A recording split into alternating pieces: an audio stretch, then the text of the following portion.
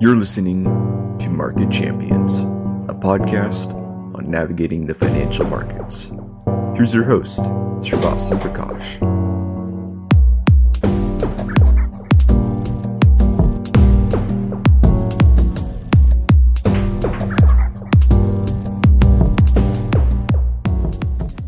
This episode of Market Champions is brought to you by Simplify ETFs. For more information, visit simplify.us. No simplified funds will be discussed during this podcast. Hey everyone, welcome back to another episode of Market Champions. Today we've got Russell Clark. So Russell, thank you so much for being on the podcast. It is awesome to get you here. Russell is a bit of an industry legend, and so thank you for being on the show. It's great to have you here. And so Russell, could you start off by telling the audience a bit about your background, how you got into the industry and sort of your journey to get to where you are today? Yeah, sure. So I'm a bit different, I guess, from the average finance guy, is that I didn't really realize I wanted to be in finance till about the age of 24. Up until that time, I'd spent a lot of time in Asia studying, learned Japanese, learned a bit of Chinese, and then I'd done it. I couldn't quite finish university, so I kept taking years off to travel. And in 98, I ended up in Hong Kong where my brother was living.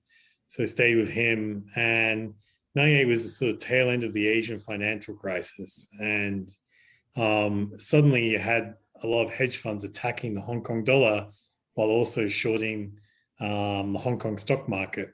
And the typical reaction from, and not even typical, but in the Hong Kong example, when they put pressure on the currency, they automatically raise interest rates. And so once it was explained to me what they were doing, I thought this is a genius strategy. In that case, however, hedge funds got absolutely blown out of the water. But at the time, my brother had a lot of friends who worked in investment banks and brokerages, and he told me there was like pulling down bonuses of 2-3 years salary. I thought, wow, I've never heard about people making that much money in a single block. That's the real way to save money. Getting a big bonus at the end of the year. This is what I should do. And I was very, very interested in the way currencies interact with interest rates and equity markets and property markets. And so I went back to Australia, finished my degree in economics, applied to every bank in Australia, and UBS picked me up. I started working with them. After a couple of years in Sydney, I went to London. Because of my experience in Asia, I was working for an emerging market fund, which is exactly where I wanted to be. Believe it or not, as late as 2002, emerging markets was still considered a real backwater in fund management in general, probably because there'd been a decade of crises. It was I think people were quite surprised I was so keen to be an emerging market analyst. But having been in Asia and especially being in China in the late 90s, you could see where the big story was, and that's really worked out for me quite well. And so when you were in college, did you study economics or history or something like that? Or when you say college, you mean university, right? Yeah. Yeah. So I did a dual degree. I did an Asian studies specializing in Japanese degree, and I also did an economics degree. Both tracks. Got it. And so, I wanted to start off by talking a bit, since you bring up Japan. So, one theme that you've talked about previously, sort of Japanification. So, is Japanification sort of over? And, is the yen still a good hedge in terms of flows returning back home to Japan? Yeah. So, the idea, so I think to give listeners perspective, particularly those who are not used to or not familiar with my ideas, when I first started working, in London on the EM fund, there were other global funds around, and typically EM and global were paired together. And, one of the weird observations at that time was that if you put interest rates super low, then you were guaranteed to get inflation, right? And that was always the view people held towards Japan. They look at the very low interest rates in Japan say JGBs must be a short, and Japan is, the yen is going to blow up and be a disaster. And also, there was also at the time the bonds always, equities always outperform bonds. And I was like, so you'd hear these from managers. They go, "Oh, what about Japan?" They go, "Oh, Japan's a special case." And I was like, "What? The second biggest economy in the world, largest saving nation in the world, is a special case." To me, it sounds more like your model isn't right, Wrong. and you're Yeah. just ignoring the bits that you don't like, and it's very common in finance. It's a very common sort of feature that people just ignore the bits that don't fit in with what they like. It happens to everyone from time to time, and it's acceptable. But 10, 20 years of just saying ignore Japan starts to become a bit weird. And the original theory that I had for why Japanese yields were so low was, in essence, Japan was like the Saudi Arabia of savings. And if you've ever been to Japan, know Japanese people, they love to save. It's the mirror image of America, a mirror image of most Anglo-Saxon nations, including Canada, Australia. And they tend to be borrowers and speculators. Well, the Japanese tend to be savers. And it's sort of, if you look at like people's retirement plans, the Japanese tend to save in cash, so have huge deposits, whereas a typical Anglo-Saxon method of saving is owning their house, normally with debt, of course, but owning their house and then hopefully being able to sell it and live off that in the future. And so the way I looked at it is the reason Japanese yields were so low was they had too much money, didn't know where to go. And one of the features of that would be every now and then Japanese capital would flood into a market. It would create a boom. It create inflation. The exchange rate would get overvalued and they would devalue, and the Japanese money would flood out again back into Japan. And then you'd see yields go lower and the yen rally. And that's what we saw in the Asian financial crisis, what we saw in the GFC, and we saw it to a degree in the dot-com bubble. And that, for me, was a great explanatory model. And I'd say it worked very well up until around 2016. Since 2016, it's had a much more mixed track record.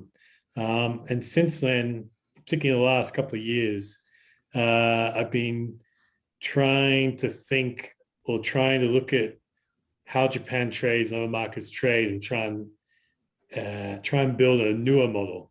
So I don't want to be like these guys who always used to ignore Japan when it sort of didn't fit in with their model.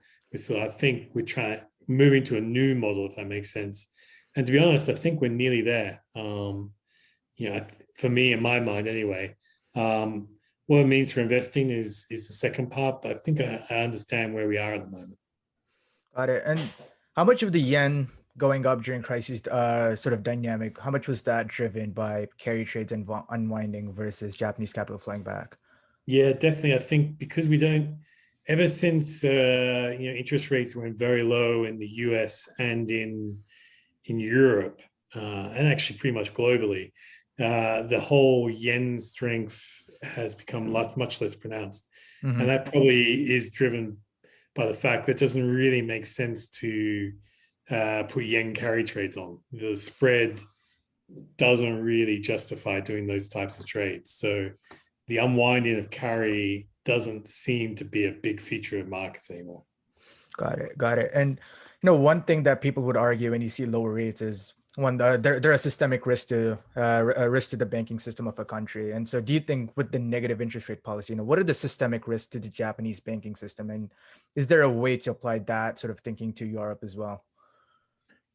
Well, I think the market has been, really, well on top of that with both Japanese and European banks. So you see the correlation between the banks and the long-term bonds is very, very high.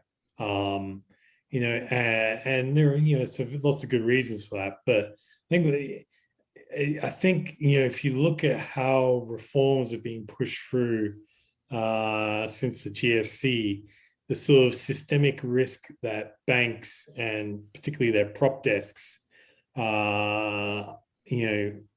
have to markets in general is been greatly reduced. A lot of the pricing power that investment banks and other brokers used to have has been largely taken away from them and placed in the hands of central banks, to be honest with you, and clearinghouses.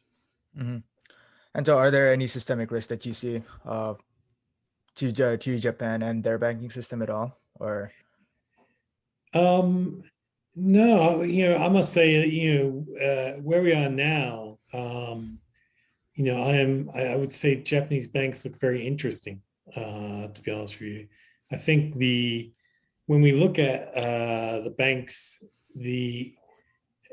what I think is more clear, because US interest rates aren't so high, but US banks have done pretty well, and they've been a pretty good investment since the GFC, is what I think really affects banks more is the value of the collateral. So in markets where land value is falling, banks will really struggle. And that is pretty much what we've seen in Japan for 20, 25 years, and in Europe for 10 years. When I look at relative land values in Japan now, I don't particularly feel very negative, unless, of course, the yen rallies significantly. They could then perhaps see downward pressure. But they seem to have largely controlled that risk for the time being. Got it. And moving on, so I wanted to stick in Asia and talk a bit about China. So, you recently published an article on your Substack called "How Competition with China Has Changed the U.S." And so could you talk about how competition in China works and the implications for the U.S. and then to sort of the implications of the recent China tech crackdown and what are your thoughts on it? Yeah, well, it's a loaded tricky topic. One. Yeah, It's a tricky one, and I think I don't know how much your listeners, how many of your listeners are from the States. A lot of them are, though, like a majority of them are. So the way I look at it is the problem that the US and China have gone into, at least from an American perspective, a comparative stance, right? And for me, there's two ways of looking at it. The one way, which I'd say is sort of the extreme US version, is China is run by the Chinese Communist Party. All communists are dangerous, more or less. And this party controls everyone in China. It does a lot of bad things and needs to be controlled and needs to be confronted and perhaps destroyed, whatever. And this justifies, really changing a lot of the rules around free trade, free exchange of information, free exchange of technology. And that as well has been implemented on the US side. Now, if I take a more Chinese view, the Chinese have had the same policy they've had ever since the Chinese Communist Party came to power, which was to rebuild China as a great power, which it was, until about the 1800s or so, and then got dismembered. And if you read any Chinese history or even watch Chinese movies, you can understand that they have a very strong and very justified rationale for believing that, they're being kept down by the Western powers, including Japan, for the best part of 100 years or so. And so the idea that the Chinese should just say, oh, okay, we should accept any restrictions on our ability to grow and to become more wealthy, also is, from my perspective, I can understand why the Chinese don't want to accept that. Those are the two extremes. And that is the two extremes between which the world is sort of trying to work out. The problem I've got is that the model of the world that we have lived in till around 2016 or so was a very positive model, which was we allow everyone to compete, we let the best win, we want every nation to do well. The US allowed everyone unfettered access to its economy, to trade with it. And it was a win-win situation for everyone, right? And that's what made it so powerful, and that's what made the US a sort of the beacon on the hill, where everyone tried to appeal to. And then the problem you got now is the US is now sort of implicitly saying we have to try and stop the Chinese from becoming the biggest economy in the world. So we're going to have to stop them from getting richer. We have to stop their economic development. We have to stop their technological development. And the problem with that is that what that also implies is that even if China was a thriving democracy, they would still be implementing restrictions on trade and other things, which is a much less attractive policy if you think about it. If you look back to the Soviet Union and US, the US was all about set your people free, and when they did, they incorporated them into the trading system and happily traded with them, and they supported the expansion of the EU. This is not what's on offer at the moment. And conversely, China, through its BRI or Belt Road Initiative, is sort of offering that type of trade, that win-win situation for all of its neighbors, including India to a degree. There's a lot of Chinese investment into India, and until very recently, Chinese tech was very successful in India as well. And so you've got this dynamic where the Chinese are sort of copying successful US policies, and the US is trying to implement what has historically been unsuccessful policies. It's very hard to get people to cooperate when the outcome is just to leave the status quo, leave the US as being the richest, most powerful, and trying to suppress a bunch of other people. And that is sort of what I was trying to imply, is that that is a big issue, I think, an issue at some point. Right. And unless China falls apart, it's going to continue to be an issue for this generation and further along. Right. And the other issue that people have identified with China is they've had sort of a debt-fueled investment model where they've sort of boosted GDP by borrowing a lot of money and then pouring it into investment. And how does the end game for that play out? Do you think they sort of have a debt crisis? And Michael Pettis has sort of talked about how they should shift to raising consumption and reducing investment. So how do you think the end game sort of for that plays out? Yeah, I would say you should be extremely cautious on that. I'll tell you, when I first moved to London in 2002, 2003 as an EM analyst, I went to a lunch for a company. So it's like a non-deal roadshow lunch. It was a company called Jiangxi Copper. It's still around. It's a big Chinese listed copper play. I was a junior and I was sitting at lunch, and every fund manager got up and said, look, China already invests too much. It already has too much debt. This is a disaster. Everyone was living off the Asian financial crisis. That stock went up 10 to 20 times over the next 10 years. Wow. Right. So Chinese data always says they're overinvesting. Okay. Now, what I would say is, from what I can see, from the data I can see, China is just taking its own savings and looking to invest it, right? Using it for something. Now, maybe they've overinvested, and that's going to lead to a debt crisis. It could do. But what I would say the classic signs of a sort of debt crisis don't really exist in China, not in the way that we've seen other markets. So typically, when I'm looking for a debt crisis, I think the best way to think about it is that turkeys don't vote for Thanksgiving, right? So if you own all your debt and all your debt is owned to other banks within that country, it's very rare you wake up one morning and go, you know what, I'm going to bankrupt that bank, because that's going to have absolutely no effect on me. That's not how banks think. They go, okay, if I force that guy to write down the debt, then I have to write it down. That's a problem. Typically, debt crises happen when you're reliant on foreigners, right? So you have foreign money in your country, and the foreigners start going, oh man, this looks bad. I want to get my money out, which is sort of going back to this Japanese Saudi Arabia analogy I was using. The Japanese are by far the biggest foreign investors almost everywhere. It's when when you see the yen rallying because they're bringing their money out, that's normally how that bubble ends, if that makes sense. So as far as I can tell, there's almost no foreign money in China. Mm-hmm. And what we saw last year is the Chinese government, again, is following successful US policies, which is, if you go back to sort of Volcker Reagan era, what they're doing is they're removing the state guarantee that a lot of Chinese corporates had. And they're saying to them, look, you're not guaranteed. We're going to let you go bankrupt if you do bad things.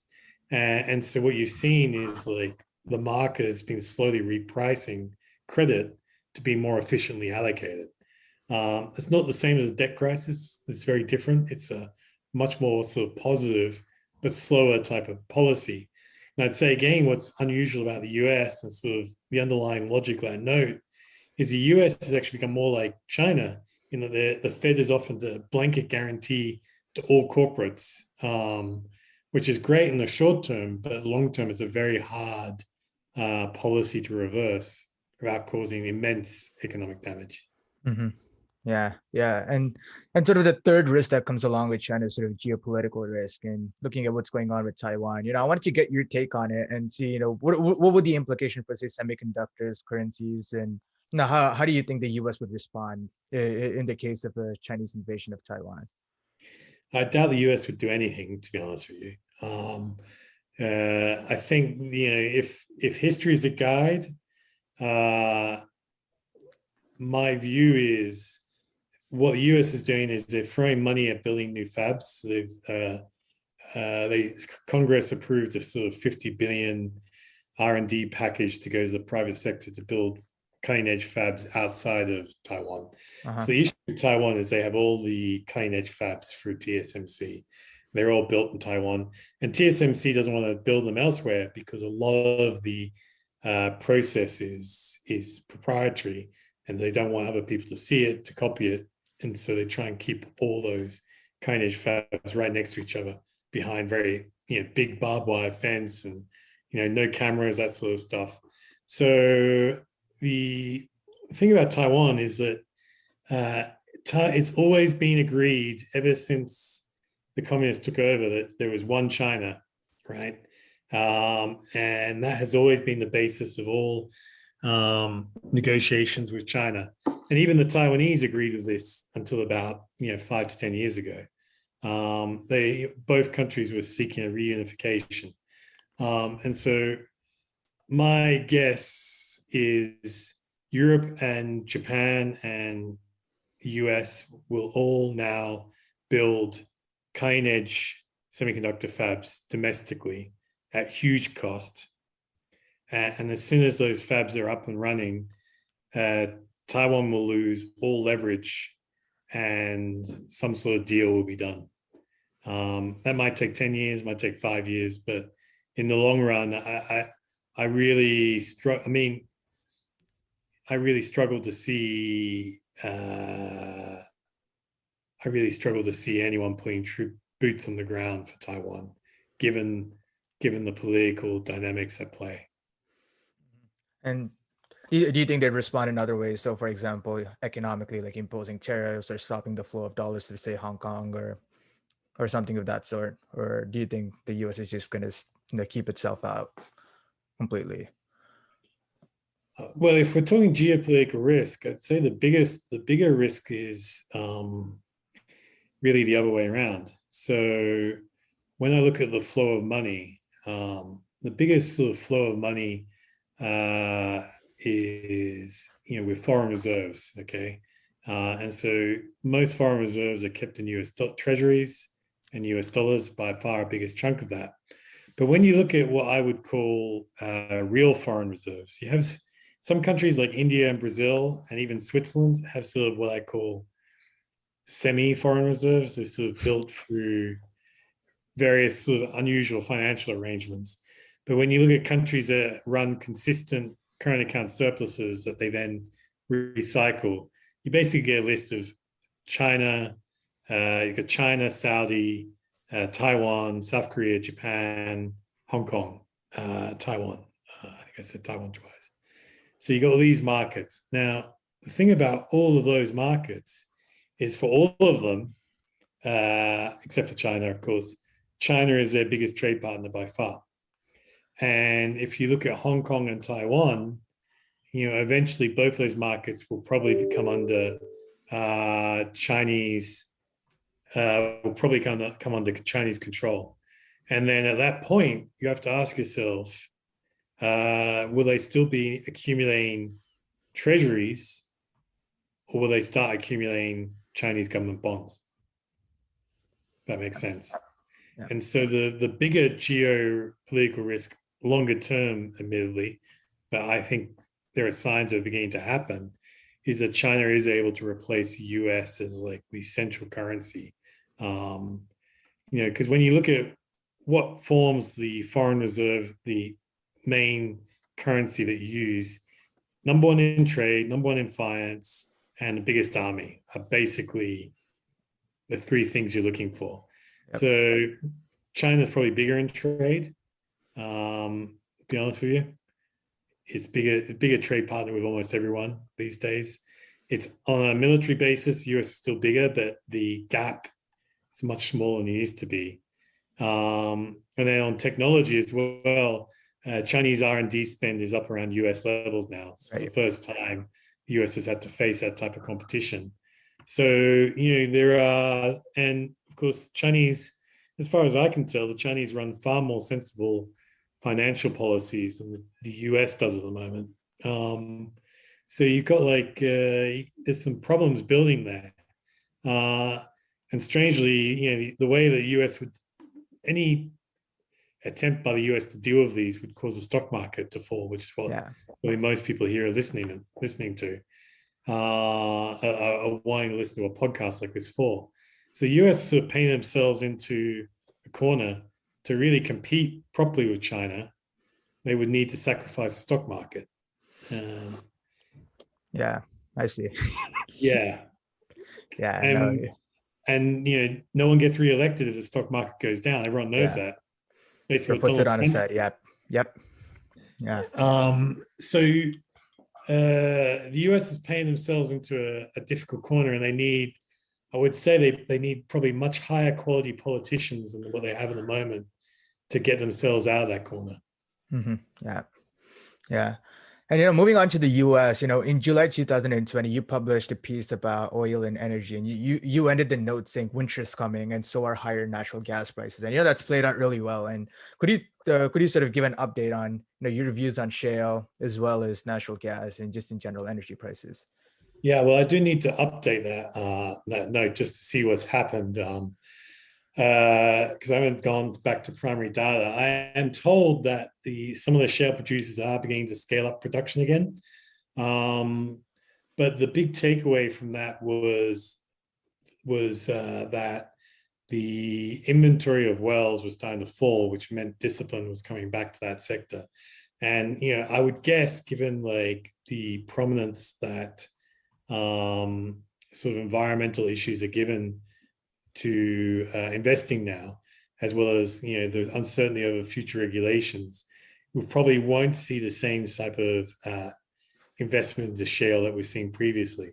So I would suspect the energy prices would stay pretty high. And US natural gas has not moved as far as I would have expected.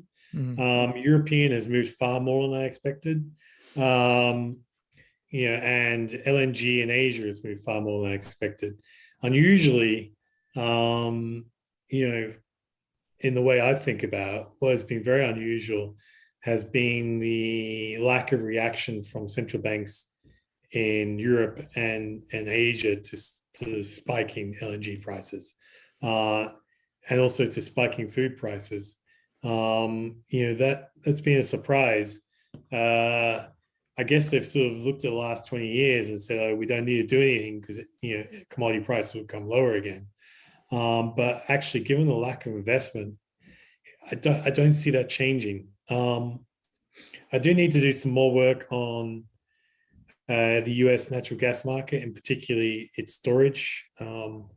My feeling was that there is been a lack of investment into building storage capacity in the US, which means if you get a particularly cold winter, storage inventory of natural gas could collapse and you get a big spike in US natural gas prices. That hasn't happened yet. But getting the storage data is a little bit tricky, but my guess is that is definitely upside risk on that trade. Yeah, and since you bring up food inflation, what are your thoughts sort of on the consequences and possible, plays on food inflation? Yeah. So the reason I started to think about food inflation and is that, just to give your listeners some context, is that when I looked at markets from the 70s onwards, what you tended to see was that governments would lean on the currency to make adjustments to their economy. So if you looked at like the Asian financial crisis or even the sterling leaving ERM in the 90s, right? Whenever a country got into trouble, they go, okay, we'll devalue, then our exporters become more competitive and deal with any sort of credit issues and move on. And actually, when you devalue a currency, in essence, what you do is you impoverish your workers because it's very rare that wages will move up as much as your currency is devalued. So in essence, by choosing to devalue, you're choosing to keep your worker wages at the lowest level possible. Okay. And that had been the sort of playbook for every country I had looked at from the 70s onwards. And what was unusual about 2015-16 is China got into trouble with its property markets, with a whole bunch of credit markets and everything else. And they chose not to devalue. They chose to keep it strong. And I always wondered why they did that. And then when you go back to the pre-70s or post-World War II period, that was an era where countries didn't devalue. They stuck to the gold standard no matter what. And the reason they did that is because they wanted workers to have rising incomes, right? That was driven by the experience of the Great Depression. They said, okay, we're going to keep workers wealthy. And so I've been looking at it and thinking, well, maybe China, given it's run by a communist party, is also choosing this same policy of let's favor workers over business, right? And then when I started to think about that, I was like, okay, if you take very, very poor people, what's the first thing they do when they get more money? Now, most of us probably think they buy a big screen TV or go buy a nice car. That's really sort of first world type of thinking. Yeah, when you're really, really poor, the first thing you do when you get more money is buy better food. You buy better meat, very typical.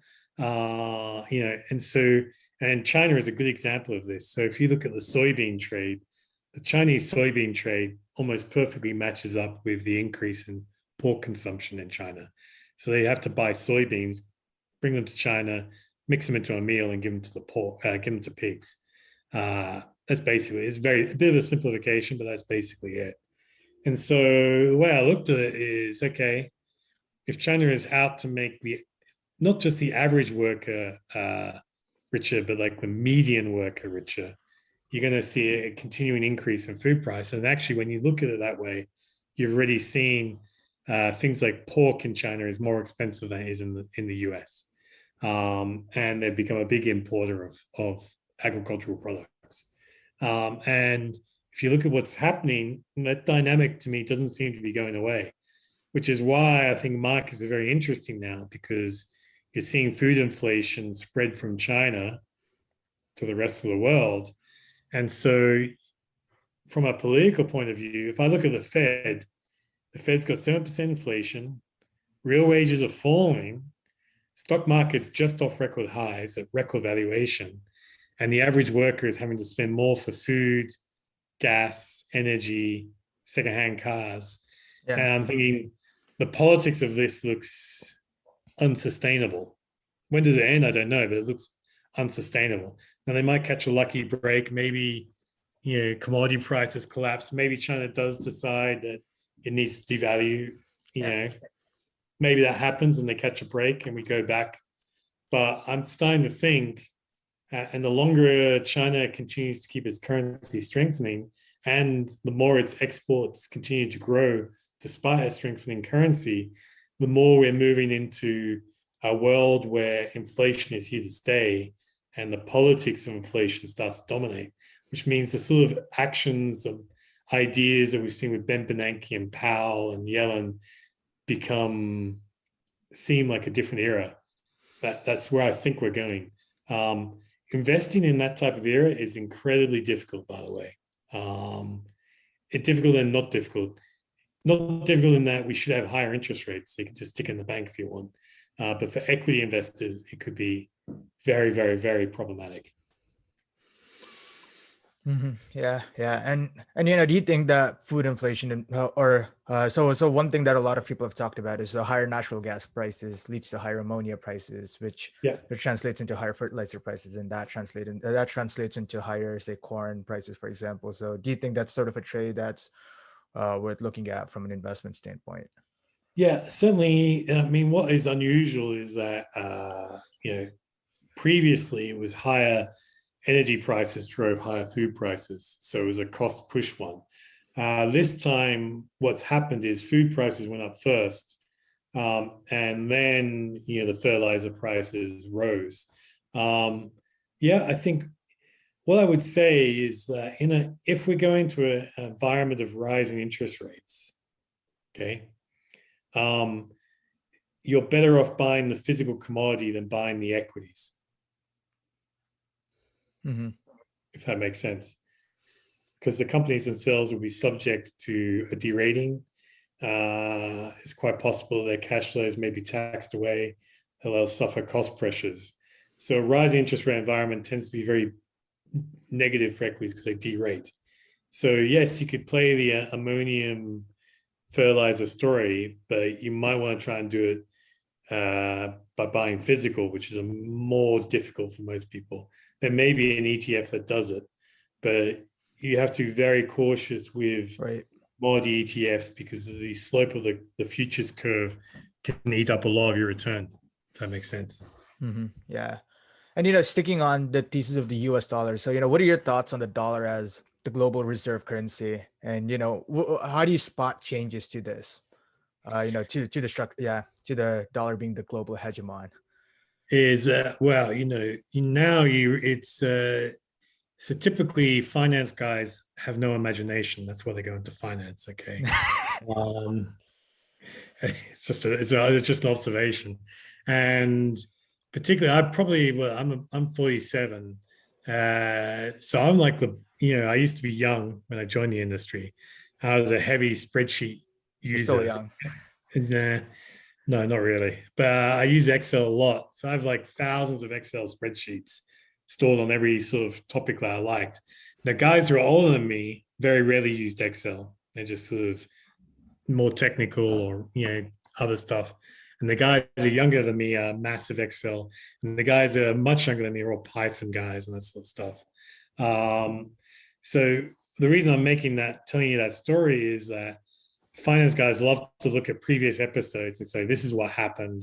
And this is what's going to, so then, the classic one is bringing up the chart of NASDAQ and then comparing it to something else that's falling and say, okay, now we're going to go another 30%. It's pointless. Same with the crash of 1929. Yeah. People always sort of put charts next to it. And very rarely, very, very rarely follows because it's a chart crime.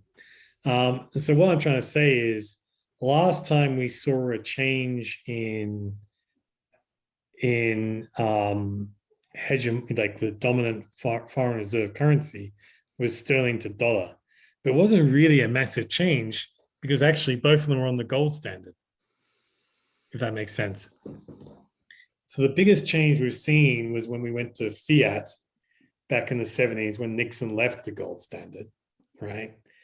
And so, if we are talking about, China replacing the dollar, renminbi replacing the dollar, there is no particularly strong historical example that we can stick into a spreadsheet and try and work it out. All I would say is, having looked at it, there are a couple of things that have caught my eye that suggest that at least there's a strong chance that we get two separate blocks. So the first thing that I found very strange was that the Chinese foreign reserves fell by about $1 trillion back in 15, 16 and have not gone back up again, even as foreign reserves in the rest of Asia have risen quite dramatically. And I wondered why that was. Normally I would take that as a sign of currency weakness, but the renminbi is very strong, has been and continues to be strong. So what I'm thinking is actually that normally you hold foreign reserves to pay for imports. So as most imports are priced in dollars, you hold dollars. And the more you import, the more dollars you hold, right? And now China is importing more, but holding less dollars. The logical way that we could square that circle is that China is importing more things priced in renminbi and hence doesn't need to hold dollars anymore. Now, it's definitely possible that I know Russia has looked to de-dollarize its economy, and China does import a lot of stuff from Russia. So there's a good chance that a lot of that stuff has been moved away from dollar pricing. And certainly you would imagine, countries on the border with China have probably been, willing to move into it. And to be honest with you, the US makes it very easy to make that trade because they offer such low interest rates and such mind-bogglingly crazy fiscal policy that it's very easy to see. They almost make the case to diversify away from the dollar very easy. And to be brutally honest, why would anyone want to hold yen or euros when you got a negative interest rate on those? And so it's almost like the West has invited China to take over as a foreign reserve currency. And I'm very much, you ever heard of Mao's Little Red Book? Yeah. So, one of the sayings in there is like you don't need to reach up to pluck the apple. When it's ripe, it will just fall into your hand. And sometimes I look at what the US is doing and the people it has in charge of its fiscal and monetary policy and think, they're just making the apple riper and riper. And they keep saying they want to, do all this stuff, but they just can't bring themselves to do it, probably because they can't get reelected. But, that is, you need some sort of change or change in mentality to sort of, in my view, to make that work. I don't know what it's going to be. Yeah. Yeah. And, the other narrative that's playing out right now is sort of transitory versus sustained inflation. And so where are you standing on that? And, does that actually have any implications for the dollar? Yeah. So, like I said, I've been thinking about why have yields and inflation been so low over the last 30 to 40 years? And the way I'm thinking about it now, and Japan was the outlier in this, is that as we went to a more globalized free trade world, what your domestic interest rates and your domestic fiscal policy mattered less and less to the inflation, because basically the markets were normalizing wage rates globally.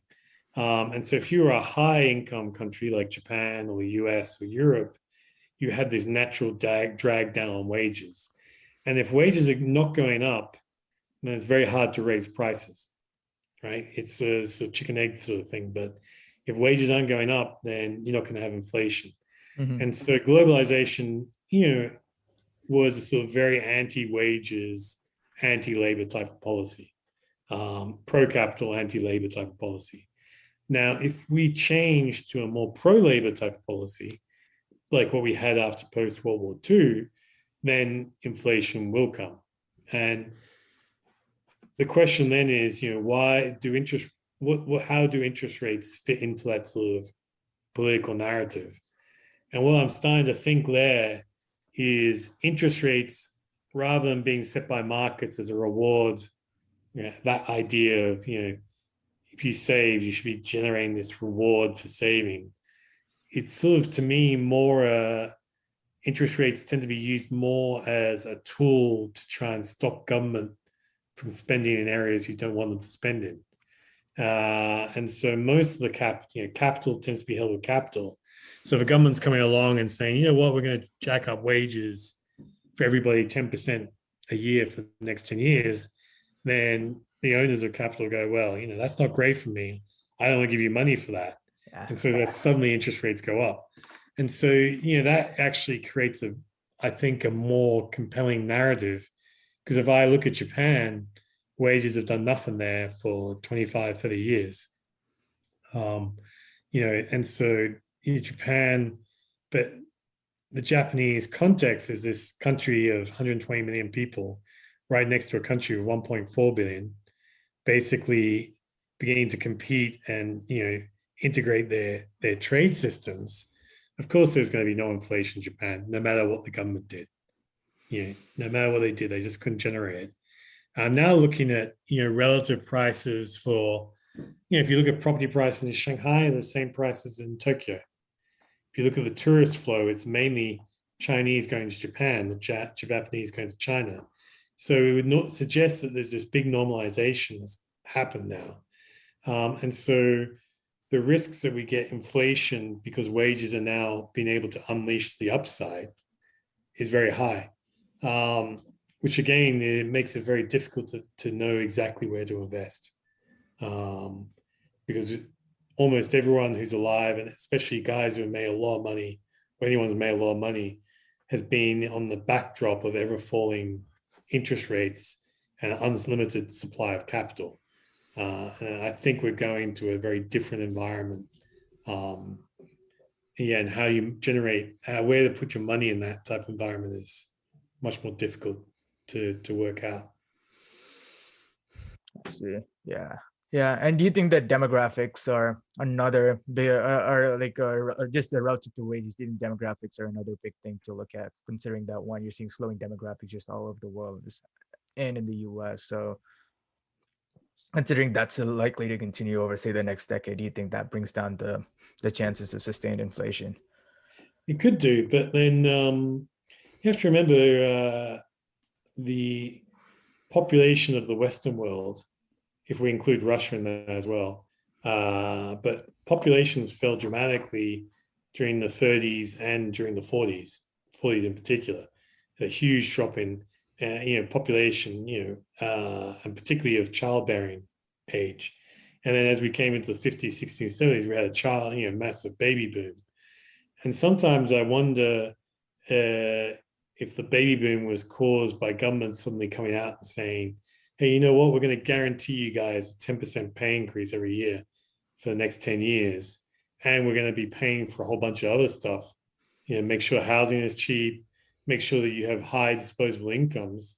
It would seem to me that those types of policies, make it much easier for a couple to commit to having children when they know that they're going to have enough money to afford to have the kids and then also do other stuff. And so I'm always very careful in the demographic arguments because demographics can change very quickly. Yeah. And if you look at countries like Russia, where the population is already falling, interest rates aren't that low in Russia. So the demographic argument, to me, doesn't hold water all the time. Got it. One thing that you've recently been talking about a lot on your Substack is sort of current market dynamics and talking about whether it's time to short the VIX, etc. So I just wanted to get your thoughts on what's going on right now and what place you're seeing in this current market environment. Yeah, well, look, in the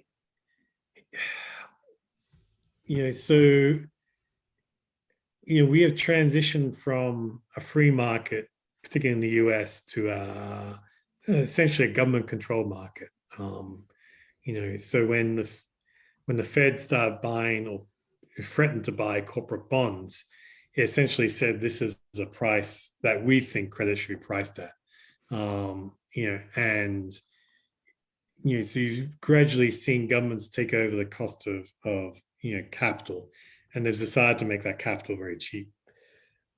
And what I've seen in the States, and you're starting to see a little bit elsewhere, is the corporates have said, okay, if that's what you're going to do, then we are going to borrow in the corporate debt markets and buy back our shares with that.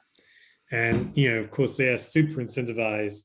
So typically, if I was going to borrow money to buy Apple shares, right? If that was me, I'd be wanting to buy Apple shares as cheaply as possible, right? To minimize my risk. However, if I'm Tim Cook and his finance department says, hey, Tim, we're going to be buying back, 30 billion of Apple shares this year, whatever,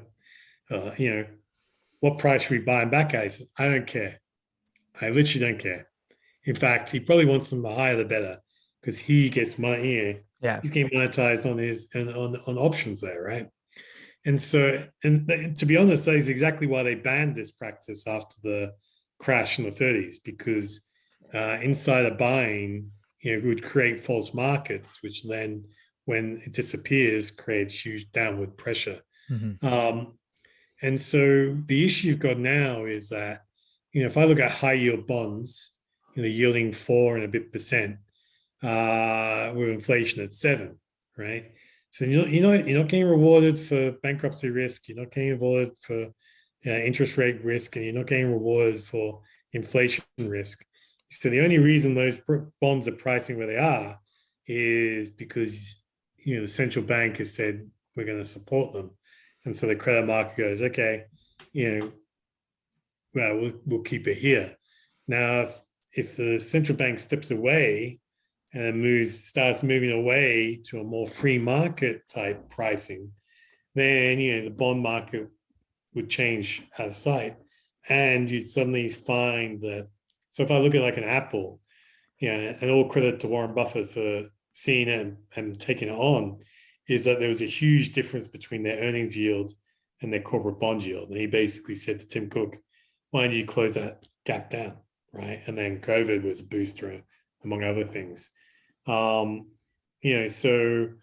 I'm looking at corporate bond yields and thinking, okay, you have to be bullish US equities here. You have to be basically saying these corporate bond yields aren't going to go higher, right? Much higher, which is, I think, very difficult with rising food inflation.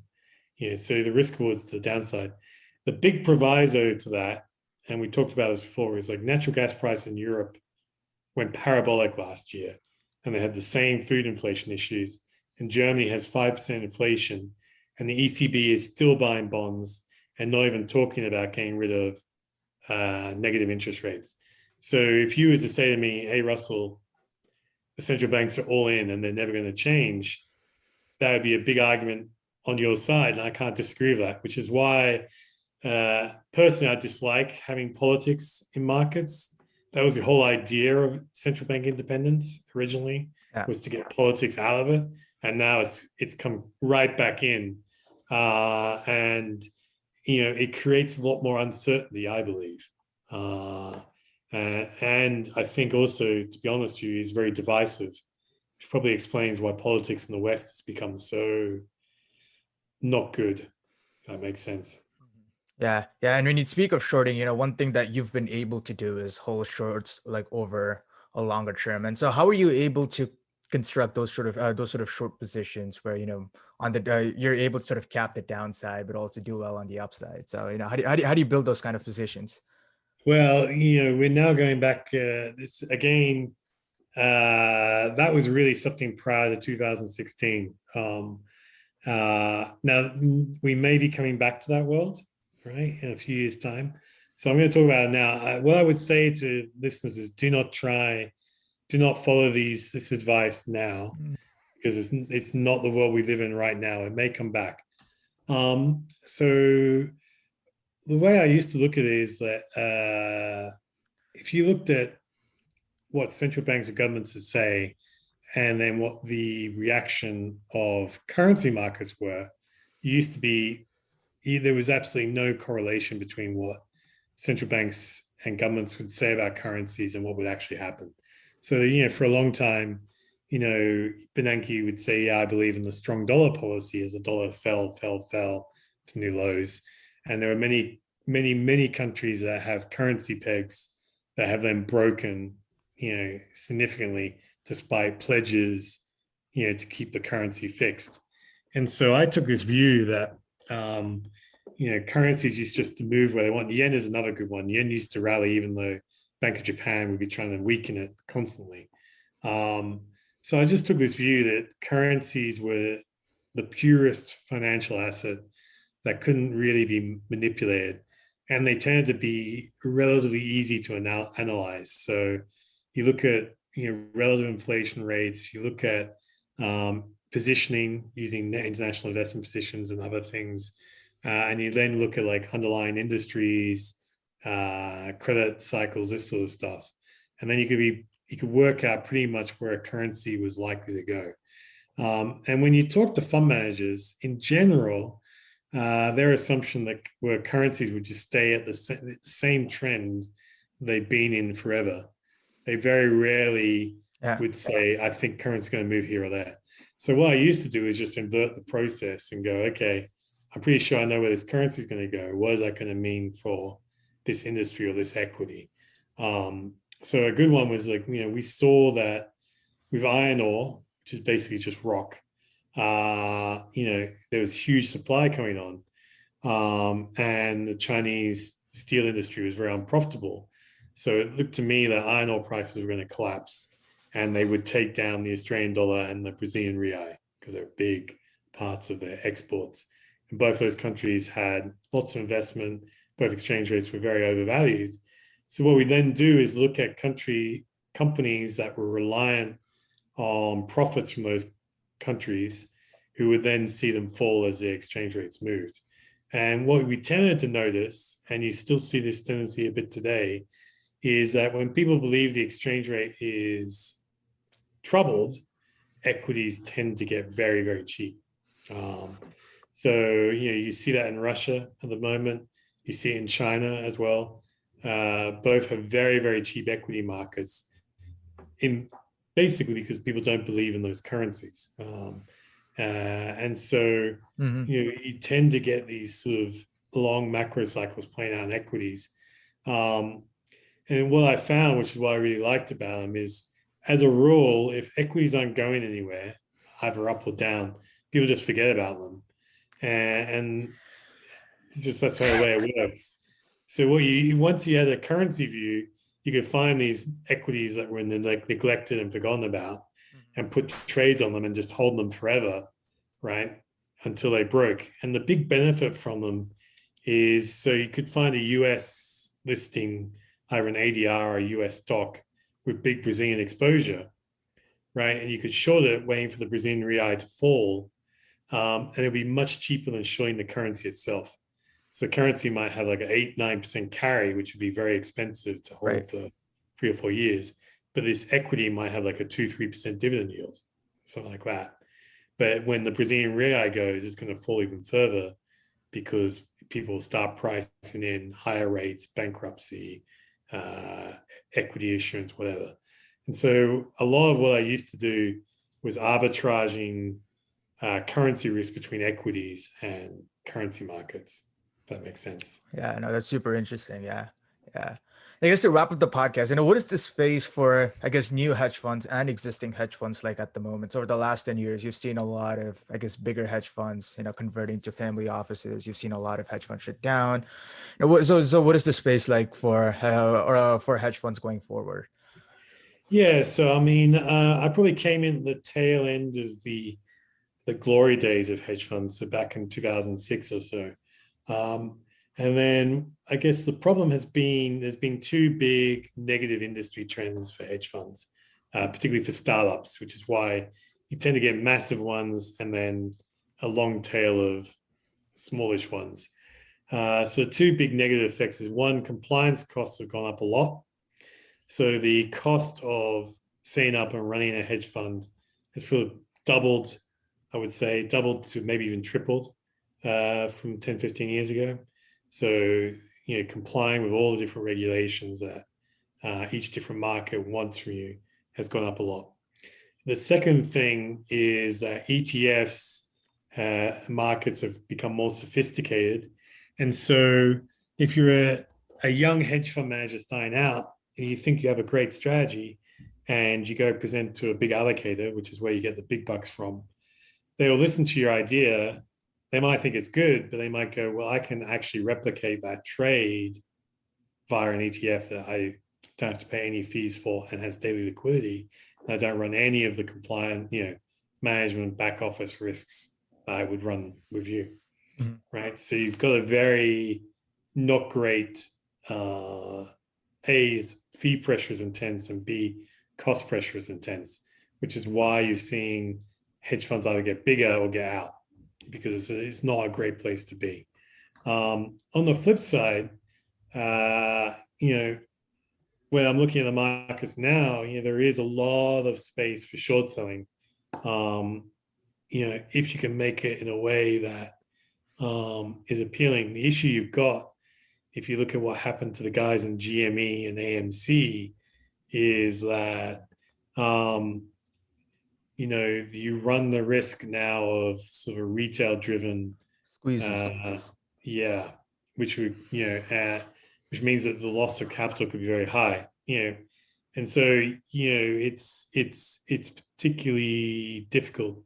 One of the things I noticed is last year there was fantastic shorts. Last year 2021 was fantastic shorts in a lot of Chinese tech. None of it was driven by earnings or industry analysis. All of it was driven by Chinese government saying, we don't like these guys anymore, right? And, so again, if you have some sort of political edge on other fund managers, perhaps you can monetize that. But, the industry has changed quite a lot. It's difficult because, one of the things that I used to do was trade off currency volatility, which has virtually disappeared. Yeah. And that may be like that forever, or it may come back. If it came back, and I would say That'd be nice.